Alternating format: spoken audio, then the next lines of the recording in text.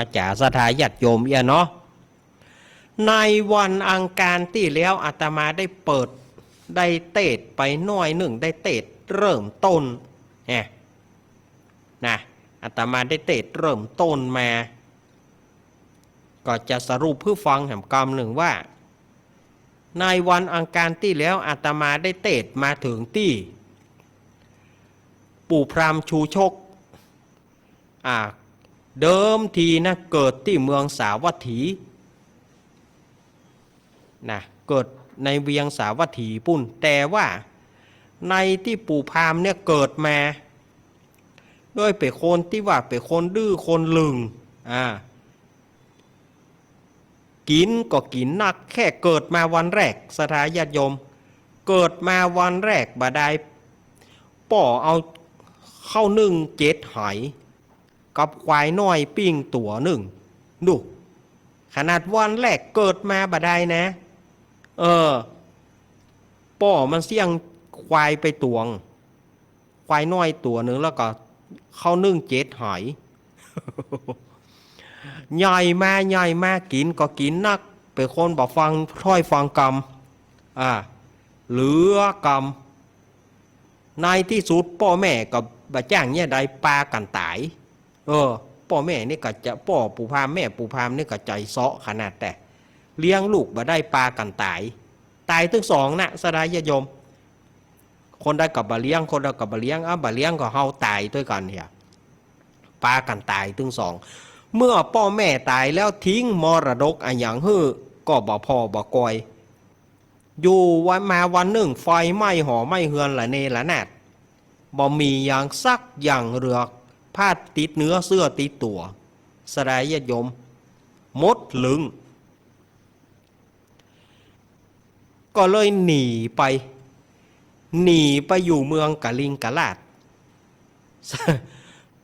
เปิ้ลนี่หนีไปที่เมืองที่อุดมสมบูรณ์ปู่พามนาดหนีไปอยู่เมืองกะลิงกะลาดฝนปะตกฟ้าบ่ห้อง15 ปีสลายญาติโยมหนีไปตั้งบ้านตั้งจองไปแปลงเฮือน4 เสาย่อแยะย่องแย่งแล้วก็เลยไปขอทานได้ทองคำ100 กหาปณะหรือทองคำน้ำหนัก400 บาทเมื่อได้ทองคำแล้วจะเอาไปไว้ที่ไหนไว้บนหัวก็มันเป็นจ้องเอาไว้หน้าต่างหน้าปองกอบโจรจะมาลักจกเอาไปไว้ที่ไหนเอาไปฝากพ่อแม่ของนางอมิตตาเอาทองคำนี้ไปฝากกับพ่อแม่นางมิตรตามันหมายจ่ายไว้แล้วหรอเขาตึ้มมีปัญญาไส้ถ้าเขาไปจ่ายเขาก็เอาลูกสาวมันนี่แผ่นมันเน็ตนะปู่พรามนี่เอาไปฝากไว้กับพ่อแม่นางอมิตรตาไปหันลูกสาวเปิ้นงามก็เลยเอาทองคำไปฝากไว้แล้วก็หนีออกบ้านออกจองไปแบบปิ๊กเข้าบ้านเข้าจองเมินมาเขาก็คิดว่าปู่พรามนี่ตายละเมื่อใดมันก็บอกมาก็เลยเอาทองคำมันไปจ่ายหมดพอเอาทองคำไปจ่ายแล้วปรากฏว่าปู่พรามเข้ามาบ้านพอดีเมื่อปู่พรามเข้ามาบ้านก็มาทวงถามมีไหนทองคำค่าอย่างใดก็จะเอามีที่ไหนก็บ่ได้จะหมายเอาสู่ยักยอกทองคำค่าเอาเข้าเขาทั้งสองก็เลยบ่มีอย่างใจนี่บ่มีอย่างไส้ปู่พามก็เลยยกเอานางอมิตตาให้ปู่พามก็ใจวาทศิลป์ต่างๆว่าไปอยู่ตัวอีลุงจะกินอย่างจะเอาอย่างปิกไปอยู่ตัวปู่พามมีเฮือน4 เสาย่องแย่งก็เลยหยาบก็เลยจำเป็นจำใจต้องอยู่ตัวปู่พามแต่ว่านางอมิตตาเปิ้นบะเกียดบะค้านก็ปฏิบัติปัดปู่ผัวเท่า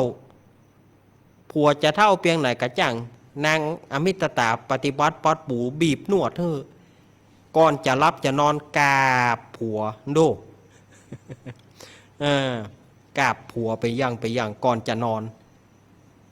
ทีนี้บรรดาหมู่บ้านใกล้เฮือนหิมไปหันใส่นางอมิตตาปฏิบัติปู่พามเขาก็เลยปากันไปด่าเมียเขาแล้วไปเมาเมียปู่พามสลายญาติโยมอันหมู่นี่ก็บดีแต่บดีว่าเนาะเมียตัวอยู่ไปอย่างได้ก็อดอยู่ด้วยกันกับไปเมาเมียเปิ้น ไปเมาเมียปุพามไปเมานางมิตรตาอู้อะหยังกับสูเนี่ยมันสู้นางมิตรตาบ่ได้นางอมิตรตาเนี่ยเปิ้นพ่อกอยผัวเปิ้นสูนี่หยาเนี่ยอีน้ำพริกก็บะลำเมื่อก่อนนี่กินมาเท่าใดละเปิ้นเนี่ยกินอย่างก็บะลำป้ากันจะไปกินของนางอมิตรตามูนี่มันบดีนะชีกอนะเอาข้าวหมู่นางพรามณีตั้งหลายก็เลยอดบ่ได้ว่ามันเป็ดจะได้ล้ำเหลือกำก็อมิตรตาสองกำกับอมิตรตาแต่ก่อนนี่หานว่าเฮาเป็นคนดีแต่ก่อนแม่มันบัดเดียวหย่านี้มันเป็ดจะได้เมื่อก่อนเนี่ยบ่อู้อย่างอีเป็นใต้อีอมิตรตานั่นน่ะถ้าบ่มีอีอมิตรตาคนหนึ่งครอบครัวเฮาคงจะมีความสุขบัดเดียวนี้เฮาต้องปากันไปขับไล่อีอมิตรตาให้ออกจากบ้านจากจองไปอีอมิตรตาอยู่เฮามีความสุขเขาจะไปไล่เมื่อใดไปเมื่อแรงนี้เพราะอีอมิตรตาจะมาตักน้ำเมื่อแรงนี้พอข้ามมานางมิตรตาไปตักน้ำเขาก็ลุ่มกันไปด่าไปว่านางมิตรตาส่วนจะว่าอย่างใดนั้นอาตมาจะต่อจากวันนั้นนะอาตมาจะต่อแล้วนะ วันนั้นอาตมาได้เตะไว้ตะอีเดี๋ยววันนี้อาตมาก็มาต่อแล้วสถาญาติโยม ว่าดูรานางอามิตาตาโหยพ่อแม่มึงนางฝูงดอยมีใจฮักหืออย่างนางหนุ่มน้อยอันพงเป็นสาวจีจ้อยแก่พรามเท่าฝักฝอยสามสาวนี้จ้าตามดังตูเขาจักร่ำเปิงดูนี้แม่นางผู้นี้ใจบาปเป็นคาซึกหยาบจังนางพี่น้องนางตังหมู่รอยว่าเขาไปอยู่ที่สังงัดมาว่ากำราหัดหน่อยใหญ่จริงปดไปฮือมึงนางแก่พรามตาฟ้างปู่เท่าแม่จึงได้พรามเท่าเป็นผัวดังหรือจักสมตัวนางเนาได้ผัวเท่าสำปูปูนมางเม้นสาบสางดังแห้งหนังเหี่ยวแห้งยักโยนร้อยว่านางได้กาดตำบุญใจบ่เศร้านางแม่จริงได้พรามเท่านางจริงได้ผัวเท่ากอดเจ็บกายนางแหนมไปกันใจตายยังแขวนท่าเกิดยังแขวนผ้าเสดกว่าชีวิตนี้ดีลีว่าดูรานางอามิตาตาเฮ้ยพ่อแม่แห่งมึงนางร้อยว่าหาผัวฮือมึงนางบ่ได้จริงเอามึงนางใจกะนี่คำพรามชะลมนางงามจะร่อนเนื้อเกี้ยงอ่อนเอวบางดังหรือนางป้อยมาเอาพรามเท่าเป็นผัวดาจะบ่สมตัวพิษเผาเขี้ยววู่ว่าวหลังโกเป็นตุกโขด้วยนางแต่นอเท่าสามป่อกุมโจมเท่านานนมจูบจมแก้มปุ่นไข่ย้ายแย้มแกนดีลีว่าอ่อนและนางเฮย ว่าป่อแม่มึงนางนาเป็นดังหรือนางป้อยบ่หาผัวหนุ่มน้อยไว้อิงอ้อยสะหวนใจชะลมนางงามจะร้อนเนื้อเกลี้ยงอ่อนเอวบางดังหรือนางป้อยบ่หาผัวหนุ่มน้อยมาเอาพรามเท่าฟักฟอยหัวสันงานเม้นขี้ฝันและขี้เขียวเท่าปากเบี้ยวกอดคอนอนดังหรือพระการ100ว่านางใดปูจาไฟในวันเดือนแหมเก้าค่ำพร่ำว่าเป็นวันพุธอันว่าบอดีพระการ100ว่านางได้ปูจาเคาะเดือนปีบ่จอบจังไรสยองตอบคืนมาพงษานางนี่นะ แกนให้เอามึงใจกานี่คำพรามปะการ100ว่ามึงนางได้ด่าติเตียนยังนักยังสมณะจีพรามโตนได้สวดได้เฮียนได้บวชสร้างผ้าหนวดด้วยศรัทธานางนี่นะให้กว่ารอนได้ด่าว่ากอมให้ติเตียนเปิ้นว่าบอดีกอมวิบากมีสะนองตอบควบข้วยสมนางเหตุว่านางไปเอาพรามเท่าจั่วจ้าเป็นผัวว่าอันและนางเฮยดูการานางอามิตตาเฮยอันว่างูปิดปานแสนตัวมาตอดปอตานตอดตัวตายปิดตังหลายเจ็บปวดก็บ่เต้าหนวดปู่เท่าแต่งนางแกนปูนหมางในโลกปูนไข่ให้ว่าโวกต่างนางแต่นออันว่าหอกคมบางแตงแผ่วรอยรอดก็บ่เต้าพรามเท่ากอดตีเดียวยามเมื่อพรามเท่าเกี่ยวก็กอดแขนซ้ายสอดคอนางแกนปูนแมงในโลกปูนไข่ให้ว่าโวกต่างนางแกนปูนมางปูน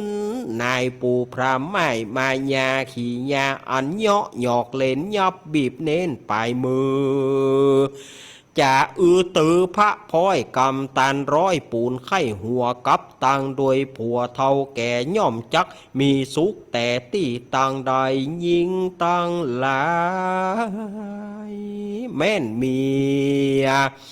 แม้นว่ามีตุกเต่าฟ้ากันใดหันนาผัวหนุ่มใจก็มาจุ่มเจยบานเป็นดังนางผู้มีชะโรมงามผู้มีรูปโฉมงามจื่นจ้อยเป็นที่ไฟห้อยใจแห่งใจร่างพ่องพ่อจนลืมกินง่ายหายอยากเขาเพราะว่าเขาหายนาเขาได้หันหูบเจ้าหากเปิงใจร่างพ่องก็เลือกตาไปเบื้องข้างตาลวดข้างลืมลับดังเรือนางป้อยบ่หาผัวหนุ่มน้อยไว้อิงอ้อยสงวนใจดังเรือป้อยมีใจปฏิพัติกับพรามเท่าแก่สามสาวนี้จะยิงตั้งหลายฟูงเป็นสาวสำเจ้าพายบ่หอนเอาผัวเท่าสะเมื่อดังเจ้าขิงบางห้างและบ่าวตั้งหลายจักปากันด่านางตุกข้ามเจ้าว่านางเอาผัวเท่าว่านางเอาผัวเท่าดังหรือนั่นจานางจุงคืนเฮือนแห่งเจ้าจุงไปสนุกสนานกับผัวเท่าดังหรือนั่นจานางพระมณีตองลายเขาก็ปากันลุมด่าว่ากอมให้นางอมิตตานางบ่สมถะอยู่ได้นางจิงร้องร่ำไห้ติ้วหายรีบแม่เฮือนจูจักะพรามก็มาเจือนตาพอหันเมียรักร้องให้ล่อแม่อดเวตนาบ่ใดจริงไปอยู่ที่ไกลจะถามว่าดูกะระนางงามน้องปี่เจ้าไปได้ยินกำอันแสบไม่แต่ที่ตังได้เป็นสารได้จริงร้องให้หนีมานี่รอยว่าแต่นหายไล่คบมือนางหรือว่านางไปจกกวงไม้แต่นหายแต่นจีใจไล่คบมือหรือว่านางไปจกกวงไม้ดูแมงปู่นันไล่คบมือนางหรือว่านางไปโจกกวงไม้สร้างงูจองอ่างสร้างร่างขึ้นง่าไม้คบปากคนมาพาจนตานตอด มาเกี่ยวก่อตีนมือหรือว่าเจ้ากูไปเข้าทำงูเหลือมดำเห่าหอมอันมีตัวยาวการปองตังน้อยเหงือกและลานงูมาจูรู้ไหลตอนเจ้าแม่อ่อนคิงบางนางจอมพาอีลุงเฮยพี่ว่าบ่มีดังที่ว่ามานี้ร้อยว่าอีผีพายอีข้าเฮือนวายตายต้องเผาเขาหมูนี่มาด่าต้านเล่าเจ้าแม่งามกูเพราะว่าเขาหันกูนี้เท่าเขาหันเมียกูงามหนุ่มเนาเขาหันกูนี้เท่าเขาปากันไปเนาะใหญ่ด่าเมียกูแหละกา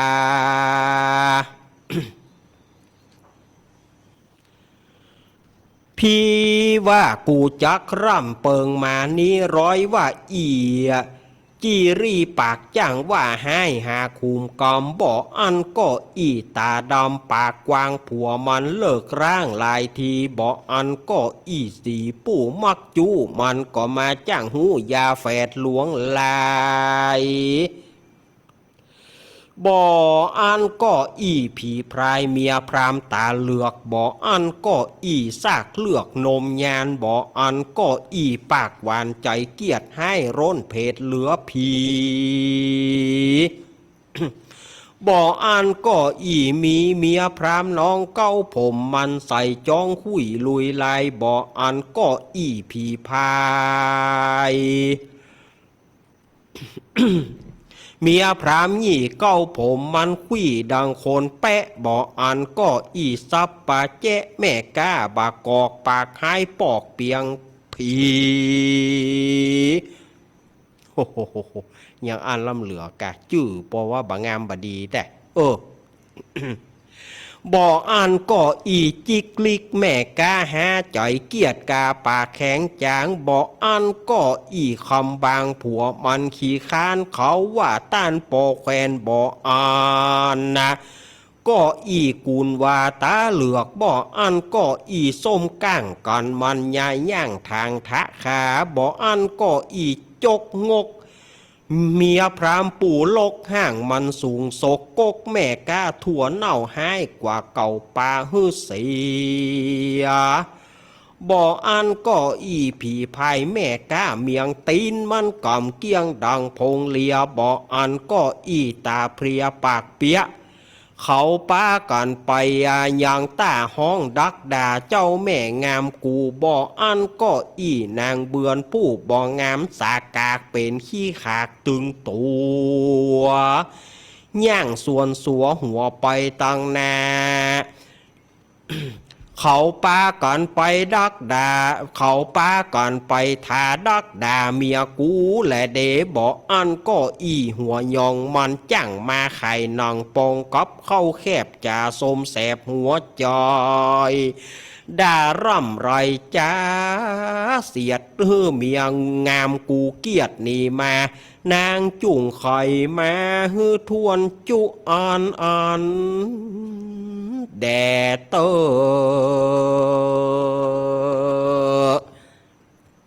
เอาสถาญาติโยมเอาไว้กันตะอี้ก่อนเนาะ เอาไว้ตะน้อ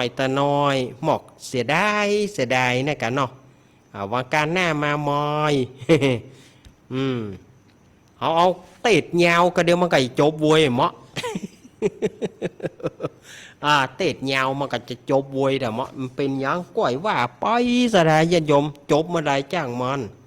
เอาก่อนไว้ตะอีนะทีนี้ก็มาสรุปเพื่อสถานญาติโยมตั้งหลายได้ฟังกับว่าสรุปใจความตะกี้ว่านางอมิตตาไปตักน้ำเขาปากันไปลุ่มด่าว่านางอมิตตาว่าจะใดว่าอมิตตาเหยพ่อแม่นางเนี่ยเป็นจะใดฮะมาเอามึงเนี่ยฮื้อกับปู่พามเป็นจะได้ว่าถึงว่าเอาฮื้อกับปู่พามเท่าเหี่ยคนหนุ่มเนี่ยบ่เอา พ่อแม่มึงนี่หาพญาปัญญาบ่ได้อีโลเขาปากันตั้งคำว่าเฮ้อนางมิตรตาเปิ้นนี่หาผัวหนุ่มกะอันนี้มาหาผัวเท่าพ่อแม่ก็ได้บอกว่าพี่น้องป้องไปก็ได้จะว่าลวกก็บ่ลวกอีหรอปากันลุ่มด่านางอมิตตาว่าเนี่ยอมิตตาเฮ้ยเป็นจะได้ตัวเก่าก็งามดีเหรอรู้เป็นสาวกำลังงามเนี่ยยังว่าบ่หาผัวหนุ่มน้อยเป็นอย่างอ้านเนี่ยว่าเอาผัวเท่าบ่สมตัวสักน้อยบ่สมเนื้อสมตัวเป็นสาวน้อยแต่เอาผัวเท่าป้อมอายเฮ้เปิ้นงามน้อยกับหายเขี้ยวก็ว่าวเหีย ก็มันเรื่องของเปิ้นเนาะเปิ้นเปิงใจของเปิ้นเนาะไปยุ่งอย่างกับเปิ้นแฮะเนาะยับมาดีดขี้ปุ่มกูอายุนะเนาะมูนี่นะกะว่านางไปปูจาไฟในวันเดือนแฮมเก้าค่ำพร่ำว่าเป็นวันพุธ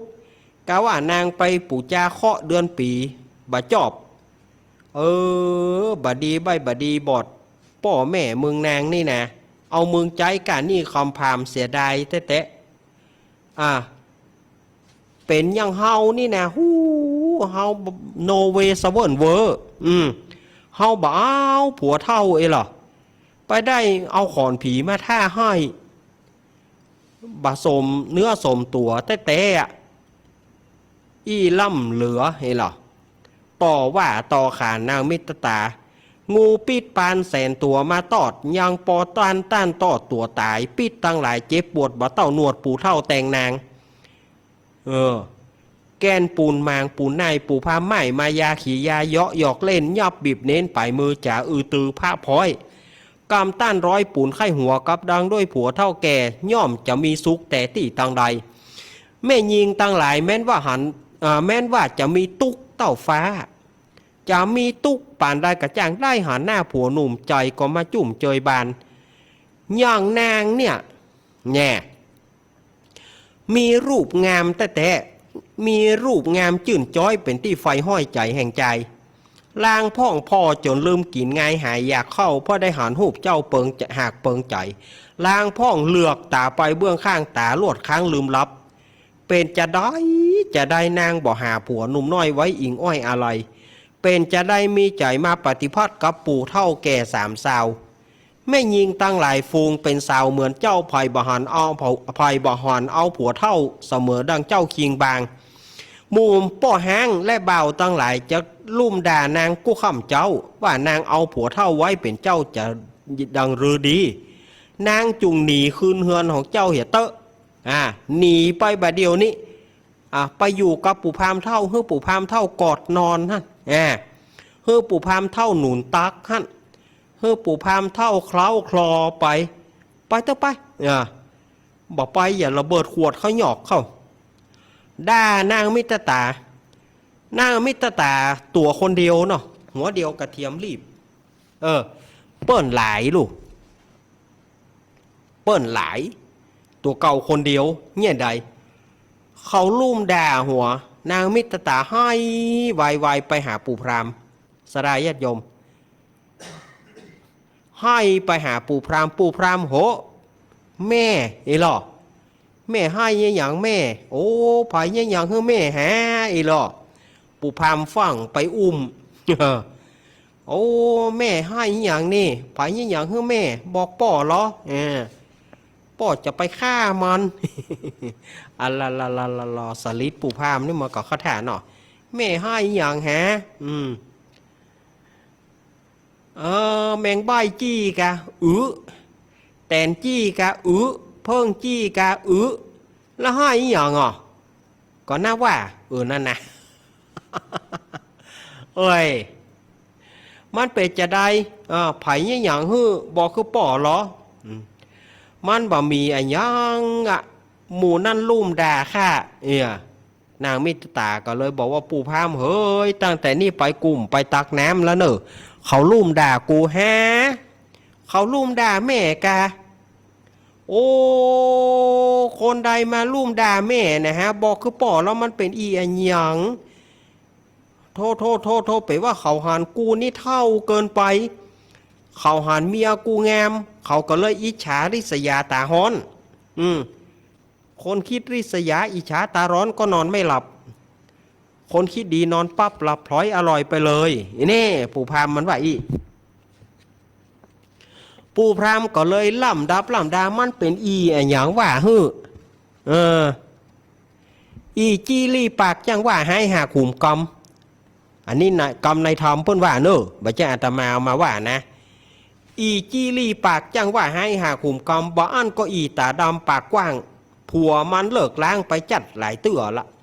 ผัวมันเลิกผัวมันละหลายเตื่อละก็ว่าอีสีผู้มักจูมันจังหูยาแฝดหลวงหลายบ่อันก็อีผีพายเมียพามตาเหลือกบ่อันก็อีซากเลือกนมยานเอาบ่อันก็อีปากหวานใจเกียดให้ล้นเพจเหลือผีการว่าบ่อันก็อีมีเมียพรามน้องเก้าผมมันสั่งใส่จ้องคุยลุยลายบ่อันก็อีผีพายเมียพรามยี่เก้าผมมันคุยดังโขนแปะบ่อันก็อีซับปะเจ๊แม่กาบกอกปากมันหายปอกเปียงผีปุ่นแม่นกอบ่อันก็อีจิกลิกแม่กาหาใจเกียดก้าปากแข็งจางบ่อันอีความบางผัวมันขี้ค้านเขาว่าต้านปอแควนไปหูจะได้อ่ะหนอบ่อันก็อีกูนวาตาเหลือกบ่อันก็อีส้มก่างกันมันเตียวแต่ละทีเนี่ยมันย่างทางทะขาเหียบ่อันก็อีจกงกเมียพรามปู่โลกห่างมันสูงโซกกแม่กาถั่วเน่ามันปากมันหายกว่าเก่าปลาหื้อเสียบ่อันก็อีบ่อันก็อีผีพายแม่กาเมียงตีนมันเกี้ยงดังผีโพงเลียไปว่าเฮ้เปิ่นอย่าปูพามบ่อันก็อีตาเพียปากเปียเขามูนี้ตึงปากบดีไปท่าอยู่ที่น้ำบ่อไปท่าด่าแม่ไปท่าด่าเมียกูบ่อันก็อีนางเบือนผู้บ่งามสากกากเป็นขี้ขากตึงตัวก็มันหย่างนะปดโถหย่างโซซัดโซเซหัวไปตั้งหน้าปุ่นไปท่าดักด่าเมียกูบ่อันก็อีหัวหยองมันจ้างมาขายหนังปองกับข้าวแคบจ่าส้มแสบเหลือใจมันด่าร่ำไรจ่าเสียดเพื่อเมียงามกูเกียดหนีมาแม่จงไขให้ป่อฟังหน้าบันนี้ว่าใช่ที่ป่ออู้ก่อแม่นที่ป่ออู้ก่อวันนี้เขาหยุดกับตึกตะอีนะส่วนว่านางมิตรตาจักว่าจะใดนั้นก้อยฟังวันการหน้าว่านางมิตรตาหูจักนางหมู่นี้ก่อนางมิตรตาจะแก้กรรมของปู่พราหมณ์ว่าจะใดเอาไว้กันนี่เนาะเอาไว้กันตะอีก่อนเนาะวันนี้ก็เตะไปเตะมากับฮิเบอร์นะสถาญาติโยมมันสีจะเป็นไข้หน่อยกะหมูปีกมาก็ก่อนที่จะมานี่ก็ฉันยาไป2 เม็ดมันก็เลยทำให้มันเบอร์หน่อยบ่เป็นหยังเนาะสถาญาติโยมสุมาเนอะขออนุโมทนากับเจ้าภาพตะกี้ลืมชื่อเจ้าภาพเปิ้นเตะไปแล้วมากึดใจเอาเจ้าภาพเปิ้นบ่ได้ชื่อนามสุมาเนอะก็เจ้าภาพลักยังเป็นทางการก็คือป่อสมศักดิ์แม่สีเพนขาวเตี้ยบ้านตาจ้างตำบลหนองล่องอำเภอเวียงหนองล่องจังหวัดลำพูนเปิ้นก็ฮับการเตะเหมือนเดิมนะเนอะเจ้าภาพลักยังเป็นทางการแม่เพนคนสู้ชีวิตไม่มีลิมิตชีวิตเกินหมื่น ก่อนเจว่าไงเจแม่เพนคนสู้ชีวิตไม่มีลิมิตเกินหมื่น เปิ้นบอกว่าไม่มีลิมิตชีวิตเกินหมื่น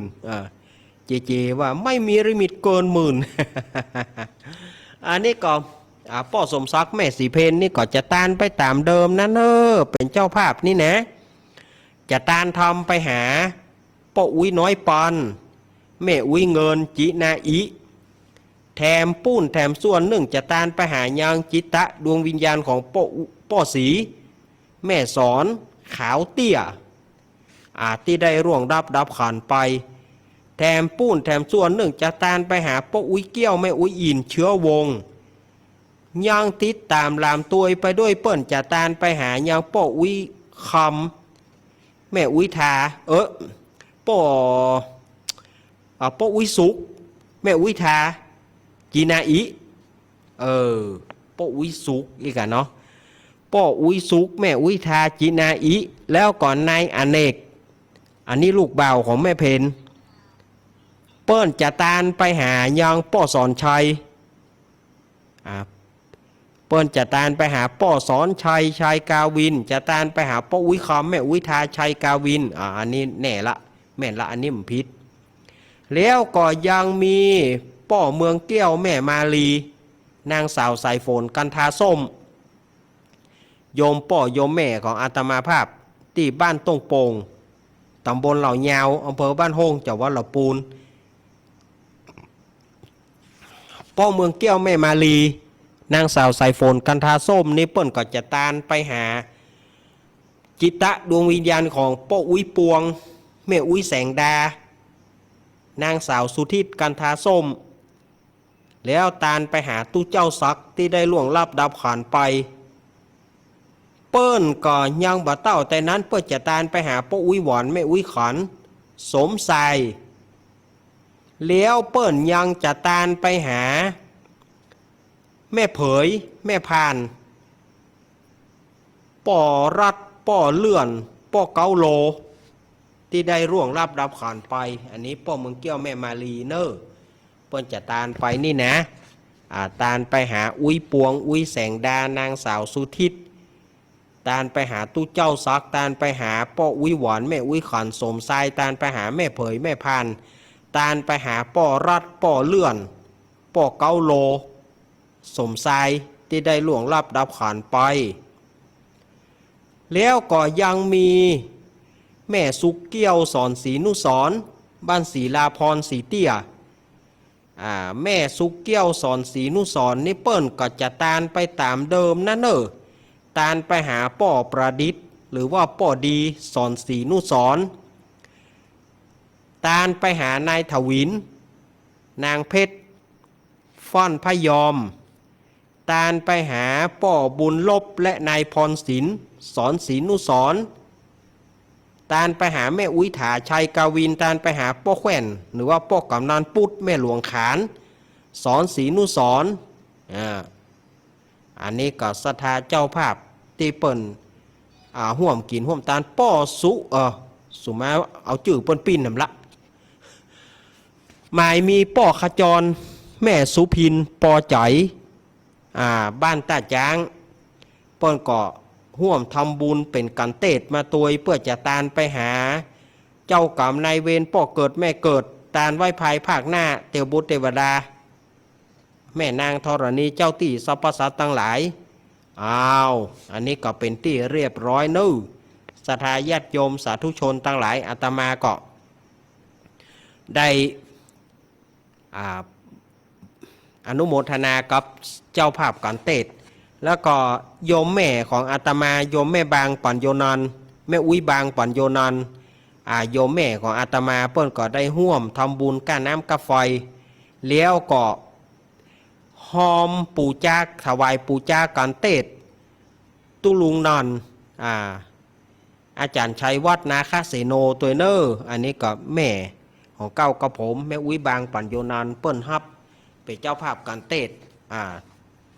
ท่านอาจารย์ชัยวัฒน์หรือว่าตุลุงยองเนอเดี๋ยวนี้ก็อาตมามอบเพื่อลุงหนานไปที่เรียบร้อยละเอาปอนเนอสดาญาติโยมฮับปอนก่อนเนอ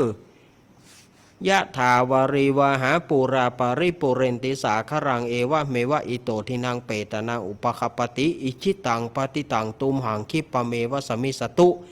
สัพเพปุเรนตุสังกปาจันโทปนารโสยถามณีโชติรโสยถาภวสัพปีติโยมิวัชันตุสัพพะโรโกวินาสตุมาเตภวัตวันตรายโยสุขีติกายุโกภวะพิวัตนาสีริสนิจังวุธาปจายโนจตารโรธรรมวัฏันติอายุวันโนสุขังปะลังสาธุสาธุสาธุศรัทธาญาติโยม อาตมาก็ได้เทศทำไปเล่าทำไปเพื่อศรัทธาญาติโยมได้สบายใจกันเนาะเอ้ยกันบ่ได้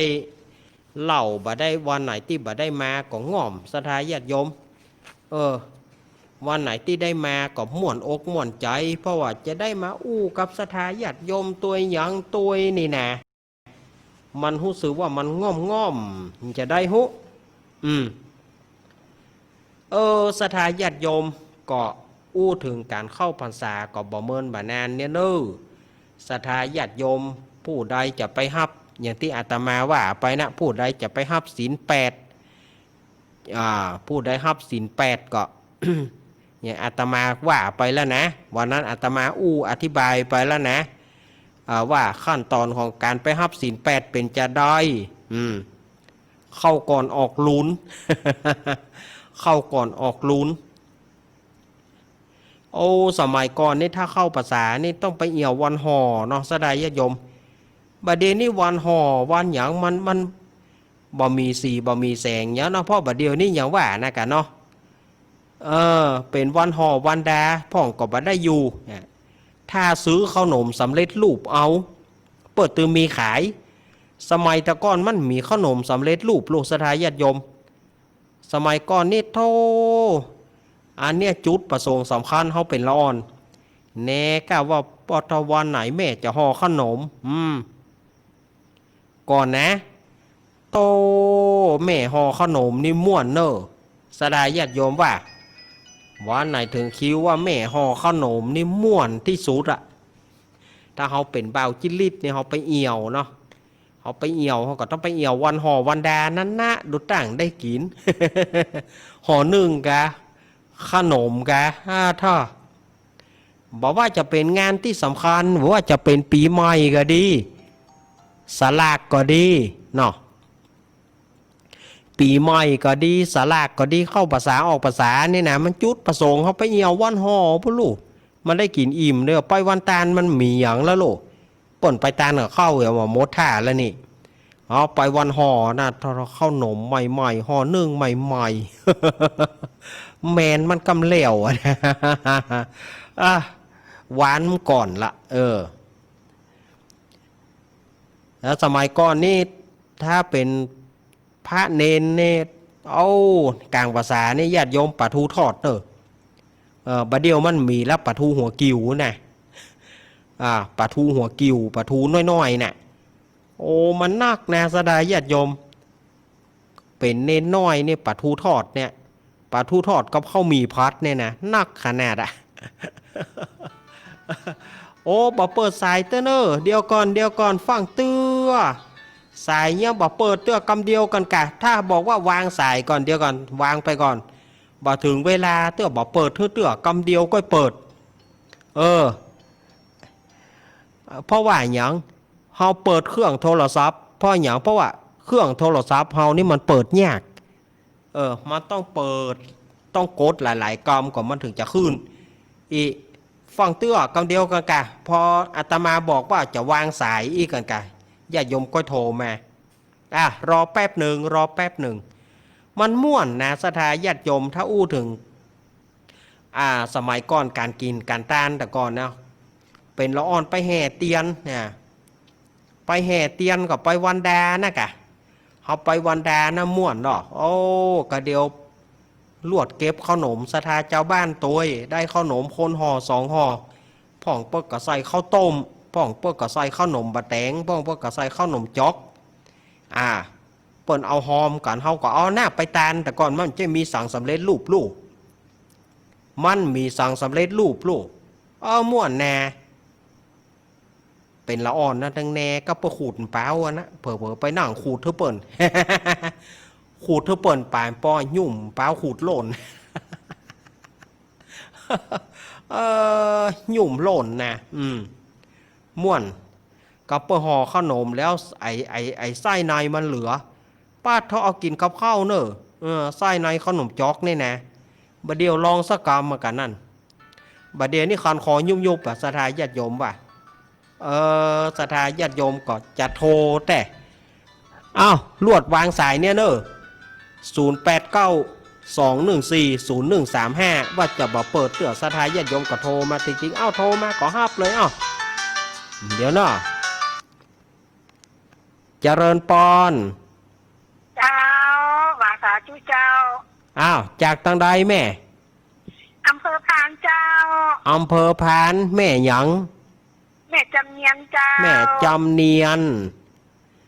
โอ้แม่นี่วันนี้เปิดปฐมฤกษ์เนาะมือหม้อเลยเนาะวันนี้เนาะสายแรกนี่นะ3 เดือนน่ะ3 เดือนน่ะเจ้าบัดได้วันนี้นี่โอ้3 เดือนนี่นะเจ้าก็อาตมาบัดได้มาจอดลูก3 เดือนนั่นน่ะปัจจัยคือว่าทุกวันอังคารน่ะก่อนหน้าน่ะกะช่วง3 เดือนนะอาตมาบัดได้มาจอดแนะอาการเลี้ยวก็บ่ได้อาการเลี้ยวก็บ่ได้วันนี้จะเอาจนได้อีเนาะเจ้าจอนขี้ข้างมาโลนะจะโมสั่งโอ้มารับปัญญาโอ้ติดแล้วเหรออย่าน้อยใจแต่แต่ช้าแต่ของแม่จำเนียนน่ะเจ้าแต่ช้าแต่เขาแห่ยายมาพอถึงศาลาเขาจะวางยายลงได้แล้วเนอะได้ละแม่จะทำอย่างกะจะทำปัญหาอย่างก็ปัญหานี่ด่าก็เข้าใจทุกอย่างอะเข้าใจแล้วเนาะใจไปได้เจ้าเพื่อกำลังใจเนาะเอาขอบคุณเนอะอนุโมทนาเนอะแม่เนอะเจ้าขอบคุณอนุโมทนา6 7เอา9 6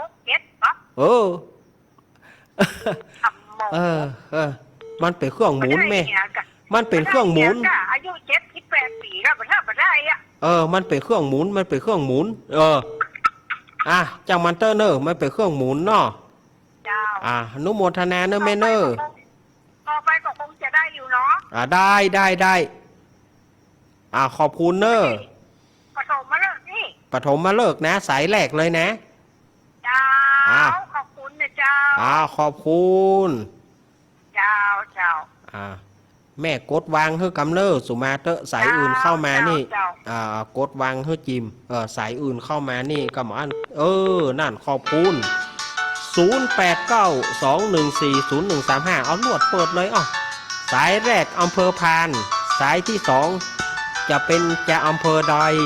ฮับสายก่อนเจริญปอน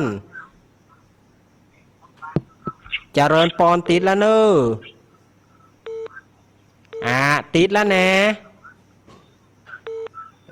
แม่ญาติโยมเปิ้นบอกปิดวิทยุเนี่ยปิดวิทยุก่อนโยมจากตังได้เขาไม่ฟังเราเลยเอาอะไรเงี้ยใดสายอื่นก็เข้ามาโลเอาเนี่ยอาตมาจำเป็นต้องวางสายเนี่ยมันรู้เลยเนี่ยรู้เลยฮะสายอื่นโลไปหมดฮะอาตมาว่าน่ะเนี่ยเฮาบอกว่าก็ควรดีว่าเฮาว่าก็ว่าเฮาว่าสดาญาติโยมเอ่ยสายแรกจากแม่จำเนียนอำเภอพานจังหวัดเชียงรายสายที่2ใครไม่รู้เพราะมันเป็นเลข0ลูกคอยหมูนี่พอเปิ้นบอกมากับเป็นเลข0กันเนาะสายที่3ของวันนี้เจริญปอนเจ้าบ้านห้องหลวงเนอะเจ้าบ้านห้องหลวงเนาะเจ้าม่วนให้หัวตัวฟังเน้นเด็ดแต่ว่าจะมาได้ฟังละน่ากลัวไม่ได้ฟังเขาไปถามคนวันเสาร์วันอาทิตย์เป็นยังว่ะมาละเรียบร้อยไปถามเรียบร้อยแล้วเนอะอันหมดแต่วันแบบวันการจะมาได้ฟังอย่าโทรถามไว้ก่อนเนี่ยอันมันถึงได้มาถ้ามันบักขลึงบึ้งบ้างเนาะถ้าเจนได้ว่าถ้ามาหาว่าจังกำคนก็ออก6 โมงไปที่ไหนมันบอกกันแล้วนะตีขึ้น91ก้าขึ้นบ้านเวียงหนองร่องแม่นก็ท่านมาหาเปิ้นออกลู่มัน6 โมงแม่น6 โมงไปว่าโอ้ไม่อุ้ยโมโหนอกกันหูคือจะฟังเปิ้นรู้สึกว่าเปิ้นจะออกทุกวันก้าตึงวันก้าหาถ้าจะออกตึงวันก็นี่ฟังเนอะกันนี่ จะได้ฟังนี่เนาะ ได้ฟังแล้วนะ ได้ฟังแล้วม่วนโอ้ ม่วนเนาะ มันได้ยินเมินแล้วไง บัดได้ยินก็ง่อมนะ ง้อมแกไปจ้างฟังไอ้อย่างฟังเพลงมันก็บ่ม่วนเหมือนเด็กเนาะ แม่ กำลังใจเนอะเน้นเนอะ ยินดีครับแม่อุ้ย4,000เนอะ จ้าไม่อุ้ยจะฟังตลอดทุกคน ขอบคุณ ทุกน ขอบ ม่วน คุ ดี ณ ไว้ในใจเขาเนี่ยทำแม่ ขอบคุณเนอะ จ้าเป็นลูกพันเนี่ยยังก็ได้อยู่ก็ทำแม่ม่วนใจ ขอบคุณเนอะแม่อุ้ยเนอะอนุโมทนาเนอะ เจ้า ครับ ไม่แต่เจ้า ครับ เจ้าเจ้าไม่แต่ แม่อุ้ย4,000ในบ้านห้องหลวงแม่กดวางสายเฮือกรรมขอบคุณเนี่ยเอาแม่4,000แม่อุ้ย4,000บ้านห้องหลวงนี่เป็นสายที่2เนาะเพราะว่าสายที่2แต่มันไปสู่โยเนาะเอาแม่อุ้ย4,000นี่สายที่2สายที่1อำเภอพานสายที่2บ้านห้องหลวงสายที่3จากตังใดเจริญปอน ขอบคุณสาจ้าเน้นพังอยู่เนอะ ฟังอยู่เนาะ พังค่ะพังวันไหนจำพังอ่ะวัน แม่ตู้ จ้าจ้า แม่ตู้อายุยืนบ้านล่อง จ้าวันไหนมันได้ยินได้จะฟังจะได้กะ ระวังนะช่วงนี้มันขี้เป็นผ้าไปโฟนนะ นั่นเนาะแม่ว่าก็ไปฝากไปฝนกับป้ายังเนาะ มันกับไปอย่างเนาะอันอย่างอื่นนะว่านะอันอย่างอื่นบอกว่านะกลัวมาขาแหลมมาได้ แต่นั่นเนาะถ้าแรงแล้วก็ต้องปิดอ่ะเนาะ มาขาแหลมอันตรายนะ นั่นเนาะผ้าเดียวมันจะเรียกผ้าล้อมผ้าหมดอ่ะ หน้ากะ เจ้าสุดท้ายมันก็ผ้าคนบ้านมันก็ผ้าหมดอ่ะ น่ะมันอย่างงัวมันยังผ้า หน้ากะจะกำลังใจเนอะ ครับขอบคุณแม่ตู้เนอะ เจ้า ขอบคุณ เน เน อะ อะ มาแหละ ยังบ่มาเตื้อเจยังอันบ่พร้อมเตื้อถามเมื่อใดก็บ่พร้อมเตื้อไอ้ล่ะกลับภาษา ครับขอบคุณแม่ตู้อายุยืนแม่ตู้อายุยืนบ้านล่องแน่โอ้แม่ตู้เปิ้นก็ฟังอยู่ตลอดเนอะครับขอบคุณเนอะสายที่3อันนี้บ้านล่องเวียงปะเป้าแน่แม่ตู้อายุยืนสายที่3มาแล้วนะสายที่4จากตังดาเจริญปอนจ้าเลยน้องเพนเนอะนี่แม่เพนคนสู้ชีวิตมาแล้วมาแล้วชัดเจนจากน้ำเรียบร้อยแล้วเด้อเนนเด้อหยาดน้ำเรียบร้อยเนาะเจ้าก็ชัดเจนเนอะน่ากะชัดเจนเลยเด้อเนนเด้อชัดเจนเนาะเจ้าไว้ค่ะเจ้าขอบคุณแม่เพนเนอร์มาแล้วแม่เพนขาวเตี้ยเนี่ยสถาญาติโยมแสงไฟสว่างตาแสงธรรมสว่างใจเนี่ยสว่างตาด้วยแสงไฟสว่างใจด้วยแสงธรรมเนี่ยสโลแกนของแม่เพนนะสายที่4ต้าจ้างหนองล่องสายที่5จะจากตังใดเจริญปอนอันนี้แม่ยังฮะ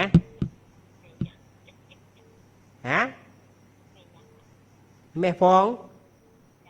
แม่จันฟองปงดอนฟังอยู่เนาะ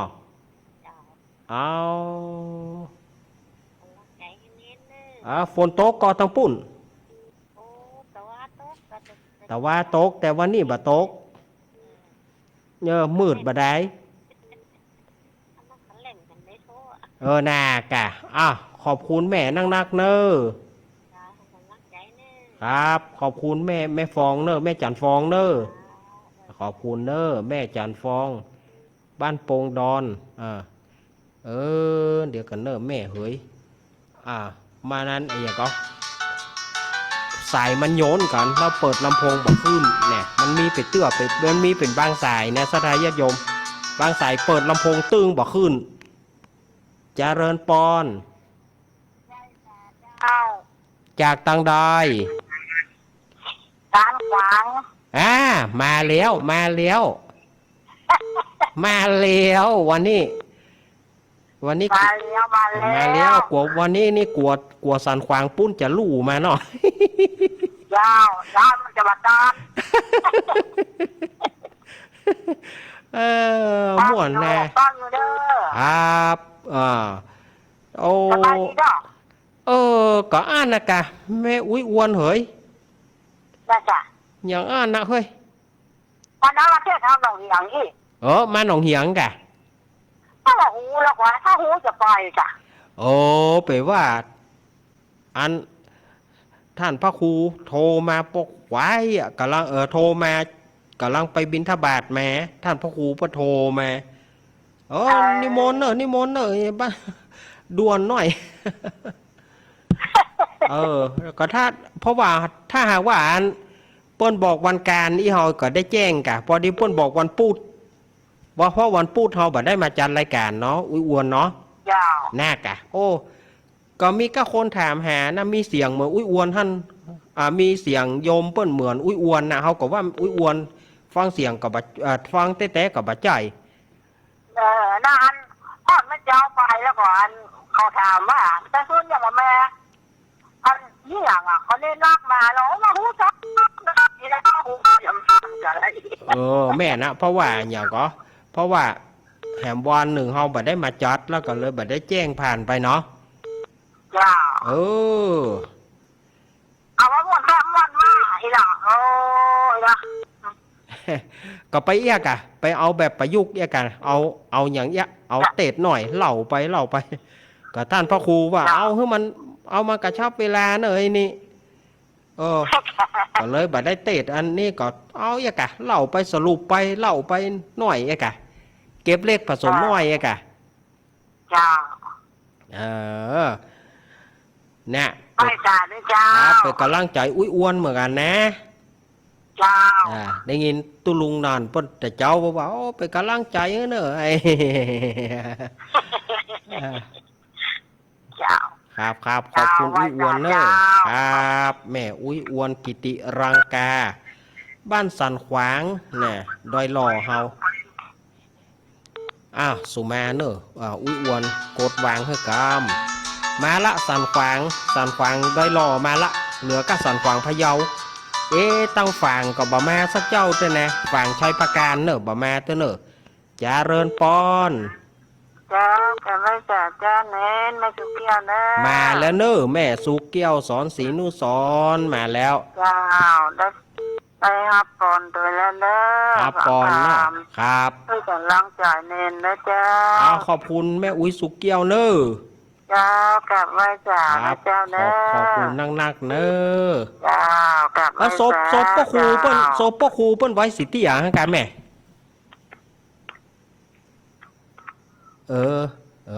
เดี๋ยวกันเนอะเอาจะใดเนี่ยเดี๋ยวกันเอาแม่อุ้ยสุเกี้ยววางเฮ้กำสุมาเตอะเอาสุมาเตอะลุมดทำละเอา0892140135ก็เฮาก็ว่าเปิ้นย้างพอเฮาจะถามเปิ้นก็บ่ตอบแล้ว เจริญปอน พ่อเน้นนี่มาจากบ้านด้วยกันนะเจ้า ห้วยบาเตียวห้วยการมาแล้วนะ ชัดเจนดีนะ พี่สาวไอ้นาแท้ พี่สาวนะครับ พี่สาวไอ้นาแท้ คนไทยมันโอ้หมดนี่เนาะ หน้ากาชอบก็อู้ม่วนแน่ อาจารย์นพรกันเหรอต้นออก106วันอาทิตย์เมื่อคืน2 ทุ่มวันนั้นไม่เคยลองเข้ามาแล้วต้องเอาเขาเลี้ยงเอาเพลงอีกเพลงหนึ่งรักแท้อยากแท้ใครแล้วก็เอาสุมาโคจารเห็นบดหนึ่งแล้วก็เอาข้าวเห็นบดหนึ่งคนขอมาก็ได้ไปนะจี้ไหนได้ห้ามในกล้องขึ้นที่บนอีนอกอาจารย์นพรนินดาลงเจ้าเป็นโคโซอยู่เพื่อกำลังใจในนั้นดีแล้วสรุปตัวเข้าใจดีเจ้าเนาะมันจะได้ง่ายดีเนาะเอาไปว่าตามปื้นเมืองคนเฒ่าเข้าใจคนหนุ่มละอ่อนบ่เข้าใจแหมหม้อเจ้า ขอบคุณแม่สายทองเนอะ เจ้ากำลังใจนะเจ้า ครั กำ บ ลังใจเจ้า ครับแม่สายทองธัญเกี้ยวบ้านห้วยการเนี่ยมาแล้วแม่สายทองนี่นะก็ได้ทุกเมื่อหรอกข้าวก็ได้อย่างก็ได้ปอนก็ได้เนี่ยมาหันหมดใส่ก้อยมาเข้ามาเนอะเจริญปอน ไอ้สาเน้นเจ้า จากตังดอย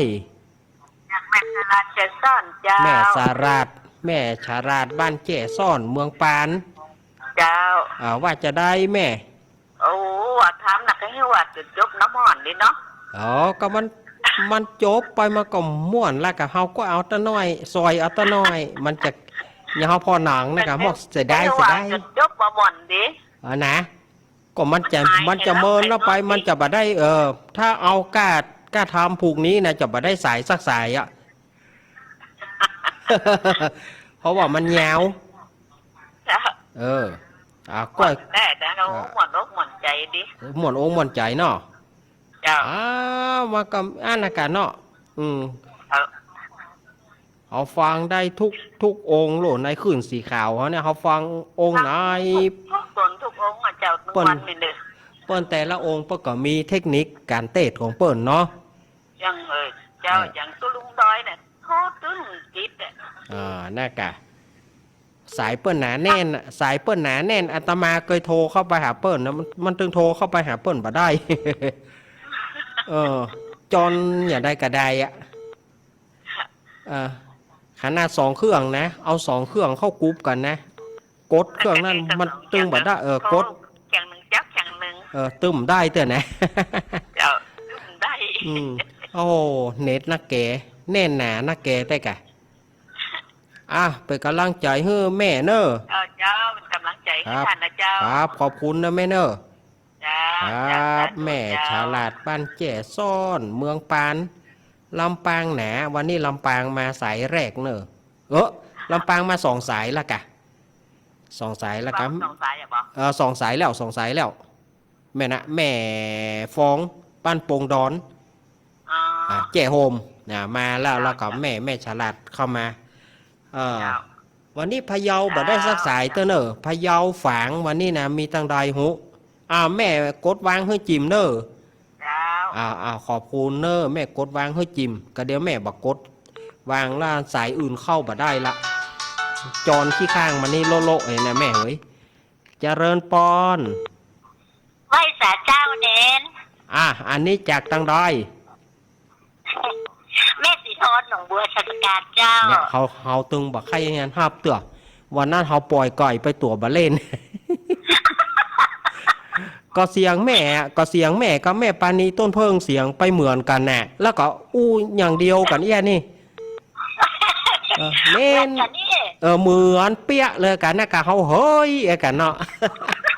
มาเป็นอย่างเจ้าเขาแม่ฟังมาเมินแล้วเจ้าฟังเมินแล้วเนาะวันการมายั้งมาโควิดนี่มาได้น่ากะต้องหาปวดท้อง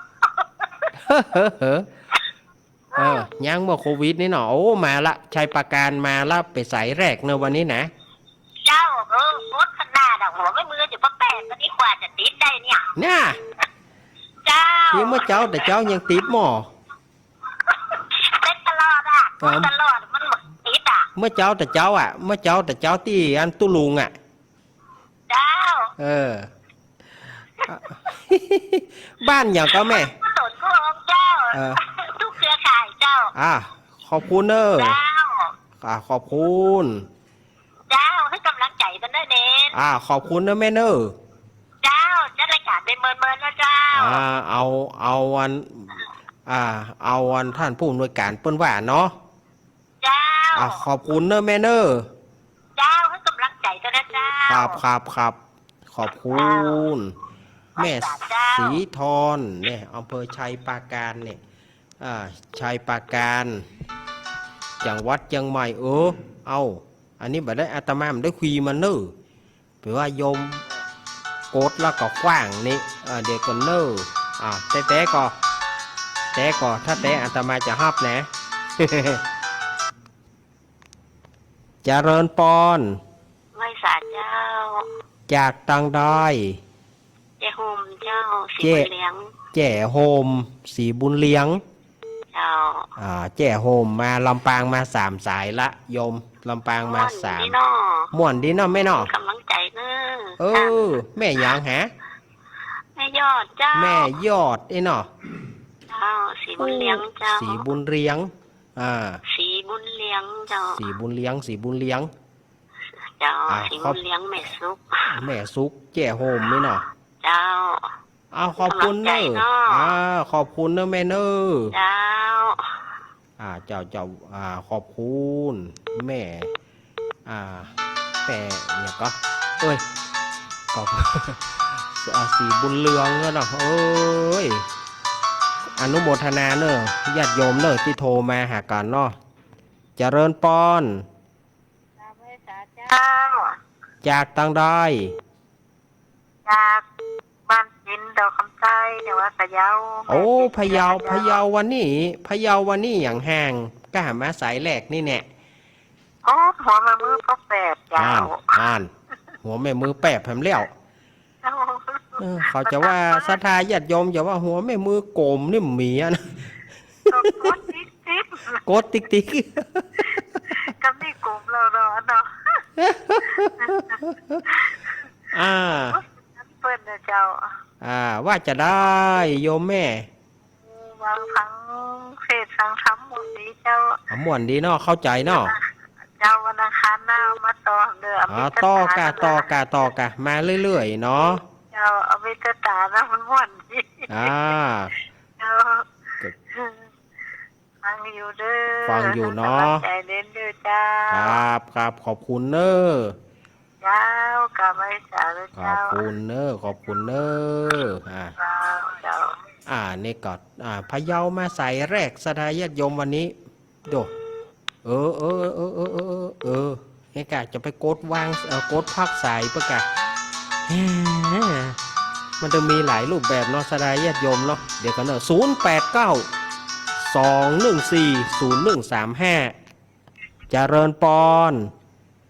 เจ้ากลับไปสาเจ้าพระอาจารย์มาแล้วครูบาสังฆะมาแล้วเอาเห็นหน่อยเจ้าเอาเห็นหน่อยว่าไปเลยครูบาสังฆะมาพระพุทธเจ้าท่านพระอาจารย์กระหาตันสายนี่เจ้าขอกราบไหว้สาครูบาสังฆะบัลลัดอยู่ท่าดาวฟังบัลลัดเตียเนอร์ท่านพระอาจารย์รอฟังเสียงธรรมท่านพระอาจารย์เนาะเจ้าได้ฟังเมื่อใดก็หายโศกหายเศร้าก็ขอพระคุณจัดนักเป็นคลื่นสีขาวเสียงดังฟังชัดตั้งแถวตรงซ่านดอนใจที่แม่โทรไปหาครั้งนี้เขาคือกำลังใจได้ฟังเมื่อใดกับม่วนใจเนาะเจ้าอันถามมาแม่บอกให้เงยจบสักเดียวมันม่วนมาเจ้าเนาะนั่นนะแกเอาจบกำเดียวมันไปม่วนจะได้ใจเย็นๆกันเนาะเจ้ากำลังใจท่านพระอาจารย์เนอะขอบคุณแม่สายพินเนอะเจ้ากับพระเจ้าสาธุแม่สายพินกัลยาเนี่ยแม่เรวดีภาค2เนี่ยแม่สายพินกดวางเฮ้จิมเนอร์สุมาเตอร์ขอบคุณแม่สายพินแม่เรวดีภาค2เนี่ยไปเคยฟังแม่เรวดีอ่านข่าวเนี่ยจำลองมาจากแม่เรวดีนะแม่สายพินนี่สายนี่ก็สายนี่โชว์เบอร์โทรเข้ามาใหม่เนอะสถานญาติโยม0892140135เดี๋ยวอาตมาจะฮับนะเจริญปอน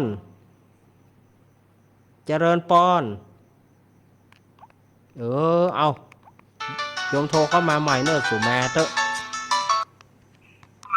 เจริญปอน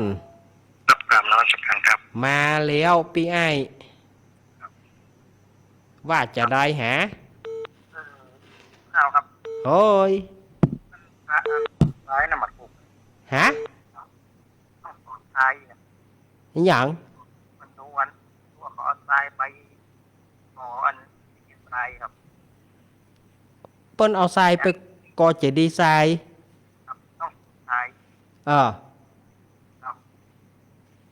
อืมเดี๋ยวจะอู้ฮื้อนอเสียงพี่ไอ้มันแบบชัดเจนสุมาเตอะแต่ก็พอจับใจว่า ถ้าจะได้เดี๋ยวเนอะถ้าพี่ไอ้กดเข้ามาใหม่ เพราะว่าของพี่ไอ้มันแบบชัดเจนเนาะคือถ้าอาตมาจะตอบไปก็กลัวมันบ่ถูกเจริญปอนเอาปิดวิทยุก่อนกายโยมเจ้าจากทางใดนี่ จากที่ไหนเออเอา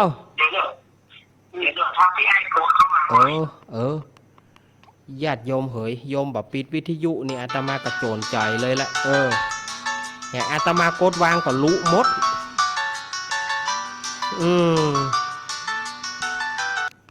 เดี๋ยวก่อนเนอะเจริญปอน